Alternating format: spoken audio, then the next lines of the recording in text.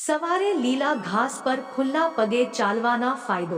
1. સવારે ઘાસ પર ખુલ્લા પગે ચાલવાથી આપણા શરીરનું તાપમાન નિયંત્રણમાં રહે છે, જેના કારણે શરદી અને ખાંસી જેવા વાયરસ આપણને સ્પર્શી શકતા નથી।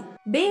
જો આપણે રોજ લીલા ઘાસ પર ખુલ્લા પગે ચાલીએ તો તેનાથી આપણા શરીરની બીમારીઓ સામે લડવાની શક્તિ વધે છે, જેના કારણે આપણને નાની મોટી બીમારીઓ થતી નથી। 3. જો તમે દરરોજ લીલા ઘાસ પર ખુલ્લા પગે ચાલો છો તો તે તણાવ, હાઇપરટેન્શન, અનિદ્રા, સંધિવા, અસ્થમા અને ઓસ્ટિયોપોરોસિસ જેવી સમસ્યાઓથી રાહત આપે છે।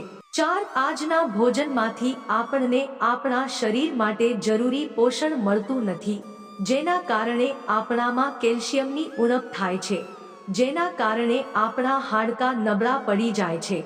પરંતુ જો આપણે સવારે ઘાસ પર ખુલ્લા પગે ચાલીએ તો આ ઉણપને સરળતાથી દૂર કરી શકીએ છીએ। 5. જે બાળકોની નજર નબળી હોય છે તેઓને દરરોજ સવારે લીલા ઘાસ પર ખુલ્લા પગે ચાલવું જોઈએ, તેનાથી આંખોની રોશની સુધરે છે।